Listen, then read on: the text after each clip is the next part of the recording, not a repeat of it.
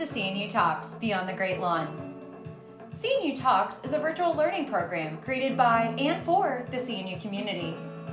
Many of your beloved faculty and fellow captains will share topics which elicit thought and compassion, stimulate intellect, and connect us in profound ways. Today, I'm excited to introduce Christopher Newport alumna Madison Setness from the class of 2017. Madison came to CNU from Northern Virginia to study political science, communication, and digital humanities. She graduated with honors in leadership and communication studies, completed a digital marketing internship in New York with Canon USA, and actively volunteered promoting female youth entering STEM disciplines through her work in Girls Inc. Upon graduation, Madison relocated to Raleigh, North Carolina to begin her career with multinational leader in technology, Cisco. Just last year, Madison accepted a new role as Cisco's Recruitment Marketing Specialist on the Talent brand. This role has allowed her to relocate all over the country as a part of Cisco's full-time remote workforce and spend her days as an employee storyteller while leading Cisco's digital strategy. We hope today that you'll enjoy, as much as we do, CNU Talks. Hi there, and welcome to another episode of CNU Talks. My name is Madison Setness, and I'm a graduate of the class of 2017. And today I'm going to be sharing with you my working from home tips. Over the last year and a half, I've been completely a 100% remote worker. I work for Cisco as a recruitment marketing specialist on the Are Cisco team.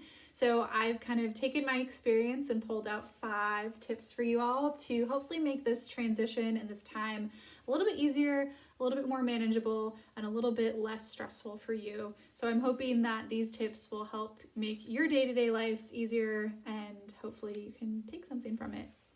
My first tip is to create a dedicated workspace, whether that's the kitchen table, an office in the basement, or even your patio outside. Think about what works best for you. Are you somebody who needs lots of natural light? Are you somebody who needs quiet? Really kind of evaluate how you are as an employee, as you are as a worker, student, and figure out how you can achieve that in the space that you're in. I know for myself, I do a lot of virtual video calls, so I try to have a window in front of me or a lamp next to my desk so that way my face is illuminated. I'm not just a shadow on the call, and people can really see and hear me when I'm working on a project or, presenting on a call. So I think depending on how you are as a worker, depending on the work that you're doing, if it's something that you can, sit in bed and do all day, great. If that's how you're going to be productive, all the more power to you. But I know for myself, I need to get out of bed, put some new clothes on, brush my teeth, and go to my office. I was lucky enough to be able to transform a guest bedroom to my own office. So I have a desk, I have 2 monitors, I have a chair that is relatively comfortable, and then I'm able to sit and do the work that I need. Think about what you have in your home that can be turned into an office. I know not everyone has all of these resources just at their fingertips, but really kind of think about the space that you're in and how you can transform it to serve you better. Are you somebody who likes to work standing up, but you don't have a standing up desk? Pull out those old college textbooks. Maybe you got some old phone books if those even exist. Pile them on and put your laptop on top of that. There's so many ways that we can adapt during this time to make our spaces work for us. And I think it's really important that when you're transitioning to remote or virtual work, that you create a dedicated workspace. So if that looks like purchasing a ring light so you can have, influencer quality lighting on your video calls, do that. But if it's just as simple as finding a quiet chair kind of away from the craziness of the rest of the family, dedicate that space to your quote-unquote 9 to 5 as you're transitioning into this new remote life, because I think it'll really pay off in the end, and it'll allow you to get into that work zone that you might not be able to do if you're just working on your couch or working out of your bedroom. So really kind of create a space, and even if it is your couch or your bedroom, create that work space so you can enter it to do your work, and so you can also exit it at the end of the day and know that it's 5:30, it's 6 o'clock, maybe it's 3:15. I'm calling it a day, I'm closing my laptop, I'm pushing in the chair, and I'm walking away, because I really think too that work-life balance is so important during this time. So by finding a dedicated workspace, you're able to enter that space to do your work, but also exit it to keep going in your normal day-to-day life, because even though you can't leave home necessarily, you can enter and exit work that way. During my time at Christopher Newport University, not only was I a political science major, I was also a communication major. So it should be no surprise to anyone when I say that my second tip is to over-communicate. Now, I'm naturally an extrovert, so I don't really have any problem reaching out to people, but I think during this time, it's really important to send updates, to ask questions, to give insights on the projects, the things that you're working on from home, not only on what you're working on, but what you might be struggling or need help with.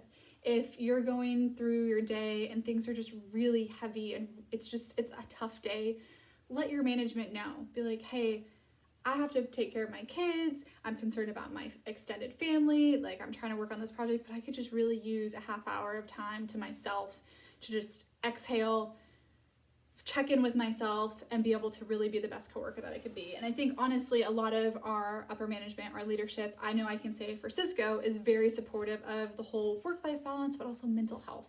And right now we're really not getting that separation of work and life. It's all kind of blending. And so I think not only in communicating what you're working on, but what you need, the support that you need, or any potential places of reinforcement or extra support, I think is so important. So don't be afraid to reach out for help. Don't be afraid to give help. But I think right now, whether it's sending funny memes or it's just sending that weekly check-in, over communicating is so important in the work from home virtual workspace. My third tip to be a successful remote worker is to keep a loose schedule.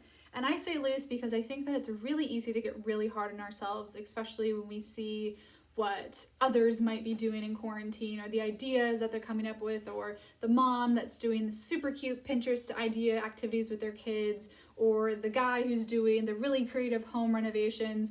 I think it's really easy to compare ourselves, and I think we just need to take a step back from that and realize that what we can control and what we can handle is just our own day-to-day lives. And so if that means that you woke up, you washed your face, you did the dishes, and you wrote an essay, then hey, high five, virtual high five. That's all that we have to do. So really think about what you have to get done, what your responsibilities are, and keep a loose schedule. Hold yourself to waking up at the same time every day. Don't press snooze. Get up, get out of bed, open the windows, make sure you're doing some tasks. Make sure you're getting things done with work. Don't push things off just because you're not in the office. Don't think that just because it's Tuesday that you can push it off until Thursday. Really hold yourself accountable, but also keep a loose schedule. It's okay if some things overflow from your to-do list on Monday to Thursday. Like, we're human, it's okay. So I think as long as you can keep a loose schedule and you keep some structure, because if we lose all structure of our day, then it'll just be pure chaos in my opinion. So I think it is important to make sure that you're still doing what you need to do, but know that it's okay if something doesn't get done. Because even if we were going into work, if we were doing our normal work lives, we don't always get our to-do list done in one day. So know that it's okay if you don't complete everything, but also make sure that you're still maintaining some sort of norm. Whether that's now waking up at 7:30 instead of 6:15 because you don't have to drive an hour into work, then okay, do what you need to do to adjust to the now that you're living, but also make sure that you're still keeping some structure, you're still keeping some schedule, making sure that you're, setting aside time to eat lunch. It can be really easy in a virtual workspace to have your calendar full of meetings, whether you have teammates on the East Coast or the West Coast or in Europe or in Asia. You don't have them on the same wavelength that you are, and they're not living your day-to-day. So make sure that you're protecting your time. Make sure that you take that time to eat lunch, take that time to eat breakfast, or hey, maybe it's even just putting 15-minute blocks in your calendar in the afternoon to take your dog on a walk, to make sure that you're getting out, to make sure that you're standing up and not sitting at your desk all day. Really try to create some loose schedule. And like I said, it's okay if nothing, gets done the way that it's supposed to that day, but just make sure that you're creating a new norm for you to live in while we're going through this uncertain time. In addition to keeping a loose schedule, I think kind of like a half tip off of that would be making this time work for you. If you know that you're a morning person, really truly try to lean into afternoon meetings. If you know that you have kids that are gonna, be running in and out of your meetings in that middle chunk of the day, and it would be better if you could maybe work earlier and then take some time off and then work in the afternoon. Ask your leadership. If you are autonomous of your workday in your work, lean into that. Do what works best for you. I don't think that we need to sit at our desks from 8 in the morning until noon to have a 30-minute lunch break to go back to our desk until 5. That's not healthy. That's not how it should be. And so I think that if you are able to really mold your time to work best for yourself, make sure that you're also guarding your time. Put a calendar hold to block off lunch. Give yourself 30 minutes every day so that way you're actually giving yourself time to eat, to walk away from your desk, to kind of step away from the screen and give yourself a break. Because you would in your office anyway, you would get up and go to the bathroom, you would go get some water, you would go get a snack. Make sure you're still doing that. Set timers to stand up every hour, to maybe do some push-ups, to do some jumping jacks, to just stay active and moving. If you have pets at home, put a calendar reminder to take them on a walk, although I'm sure they'll probably remind you anyway, but take those little moments and make sure you're incorporating them into your everyday life.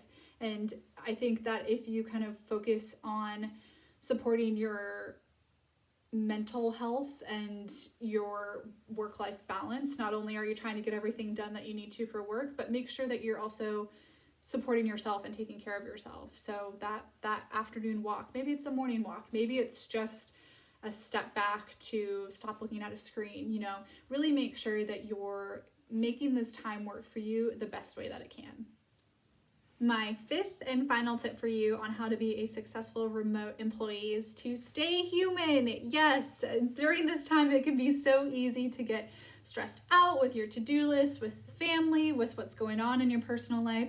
But just know that, one, we're all human. We are all going through this. This is not an easy time for any of us. So know that you're not alone, but also know that you should use these technologies, use this time to connect with people. Hold, weekly team meetings, and maybe they're themed. Maybe it's wear your college attire day, or maybe it's wear the craziest hat you can find day. Maybe it's a specifically colored, everybody wear a pink shirt day meeting. Find ways to kind of make the boring, mundane things fun. And, in addition to making your team and your work meetings fun, maybe you use this time to reunite with your sorority sisters or your fraternity brothers, or maybe you were a tour guide and you want to talk to your former tour guides at CNU and you jump on a call.